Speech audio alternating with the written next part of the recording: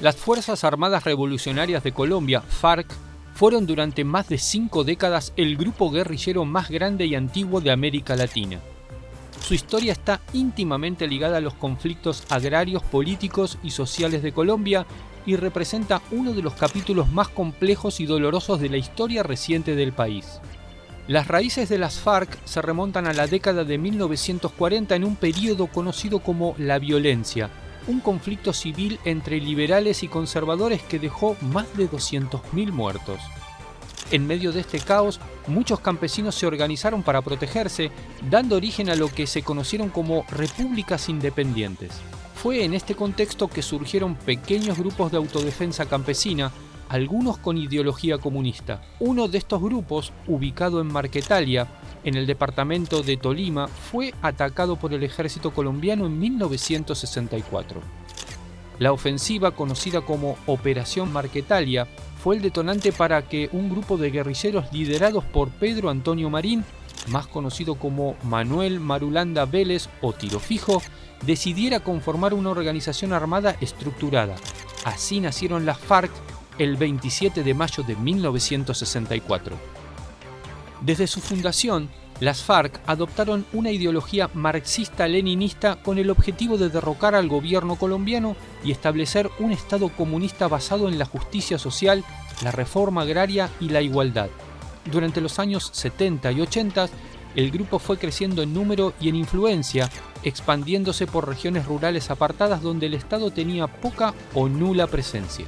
Lo que pasa es que nosotros nos damos de cuenta de que los peajes, eso es una cuestión de que el gobierno hace para cobrarle a los pobres transportadores, la gente que vive de los carritos, y las ganancias que le quedan se las cobran ahí en el peaje, que eso no va en beneficio para los mismos transportadores. Simplemente fuera que esa plata la invirtieran para beneficio de las carreteras, para arreglar todas las trochas, sería muy bien, pero eso en ningún momento se da eso.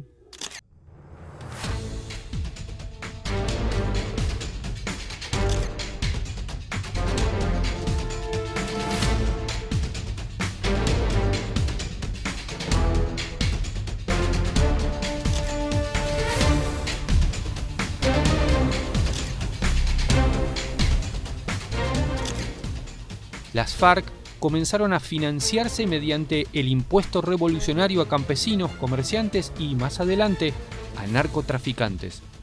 Con el auge del narcotráfico en los años 80 y 90, las FARC se involucraron cada vez más en esta actividad, ya fuera cobrando por permitir cultivos de coca en sus territorios o controlando directamente el negocio. Esta participación aumentó su poder económico, pero también contribuyó a su degradación moral y a su estigmatización internacional.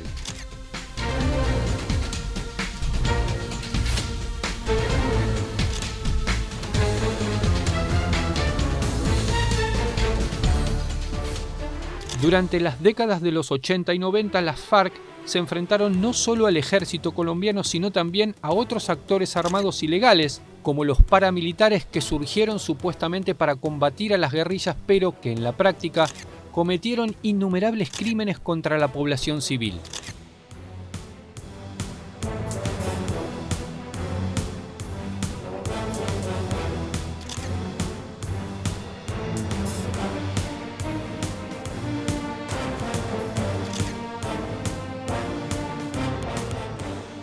En los 90, las FARC alcanzaron su punto más alto en términos militares con aproximadamente 20.000 combatientes activos. Cometieron secuestros masivos, ataques a poblaciones, atentados, extorsiones y reclutamiento forzado, incluyendo el de menores de edad. Estos actos los hicieron perder el respaldo de muchos sectores que alguna vez simpatizaron con sus causas. Veníamos siguiendo a un batallón para romper ese esquema, porque nos enfrentamos fue a un batallón, ¿ya?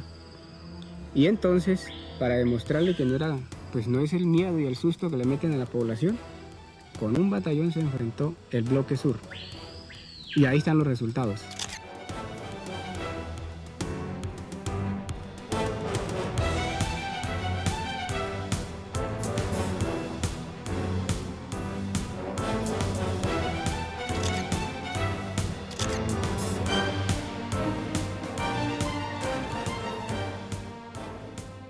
Desde mi visita a los jefes de la FARC, hemos desarrollado la propuesta del despeje a la que nos comprometimos.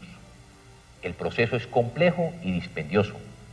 Hay que oír las muchas voces que tienen derecho a hablar sobre él, pero a medida que lo vamos haciendo, reafirmamos nuestra voluntad de seguir el camino que hemos escogido.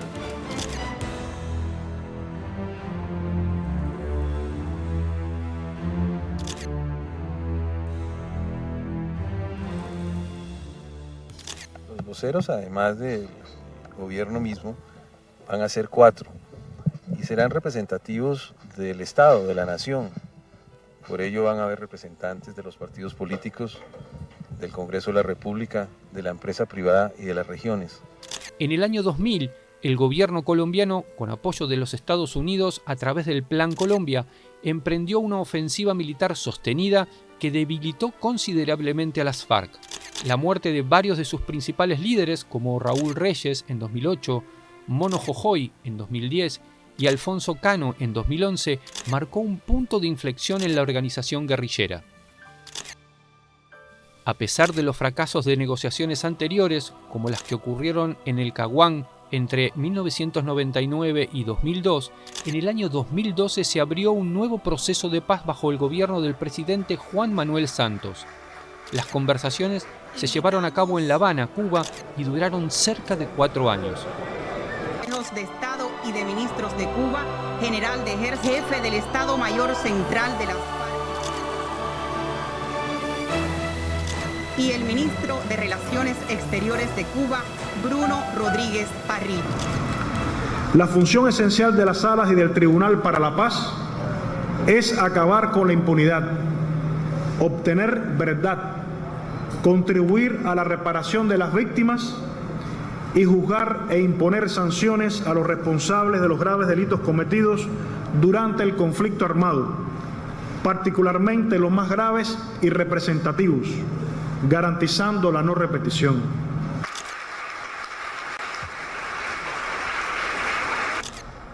Señor Canciller de Cuba, Bruno Rodríguez, y de Cuba, Rodolfo Benítez,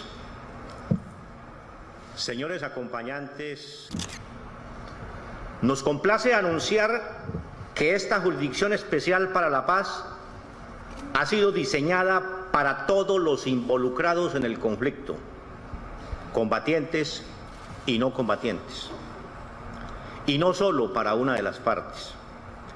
Desde una perspectiva fundamentalmente restaurativa, abre las posibilidades de ofrecer verdad detallada y plena.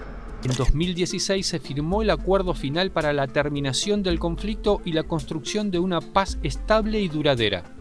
Este acuerdo incluía puntos clave como la entrega de las armas, la reintegración de los excombatientes a la vida civil, justicia transicional, garantías de no repetición, desarrollo rural integral y una apertura política para que los exguerrilleros pudieran participar en la vida democrática. Esta tarde me reuní con el comandante máximo de las FARC y acordamos una fecha límite para firmar el acuerdo final que terminará nuestro conflicto armado.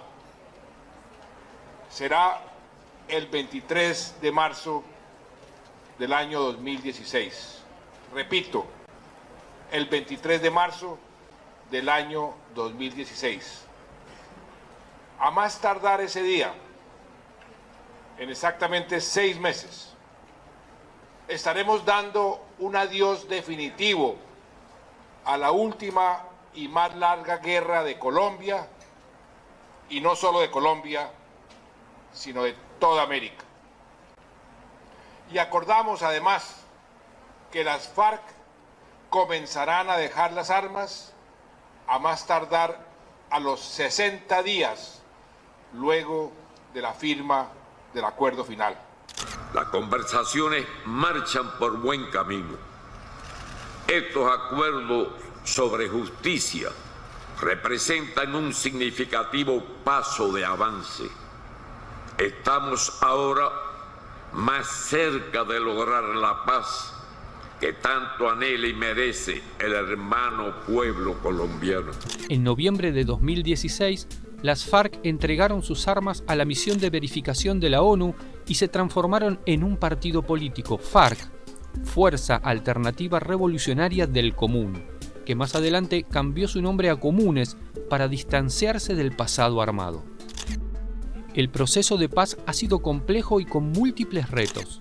Aunque miles de excombatientes se reintegraron a la sociedad, el cumplimiento de los acuerdos fue parcial. Persisten problemas como la violencia contra líderes sociales, el asesinato de exguerrilleros y la expansión de grupos disidentes que no se acogieron al acuerdo. El propósito nuestro es pedirle al gobierno la agilización del proceso del canje para la liberación de nuestros muchachos, decirle a las FARC que les pedimos pruebas de supervivencia de nuestros hijos y estamos aquí en el proceso de iniciación del proceso de paz. Paz con hambre no es paz. Paz con desempleo no es paz. Paz sin tierras para el campesino no es paz. Paz sin estudio para sus hijos y para los nuestros no es paz. Paz sin universidad no es paz. Entonces, haga lo contrario.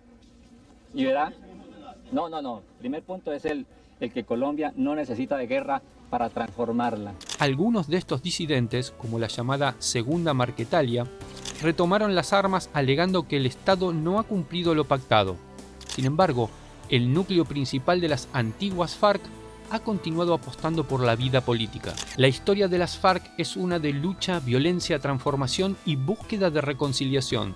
Su paso de guerrilla a partido político simboliza uno de los esfuerzos más importantes de Colombia por cerrar un ciclo de conflictos armados. Sin embargo, la paz completa aún está lejos de alcanzarse y depende no solo del desarme, sino también del cumplimiento de la justicia social que dio origen al conflicto. El futuro de Colombia sigue dependiendo de su capacidad para construir una sociedad más equitativa, donde las causas que dieron origen a la guerra nunca más se repitan.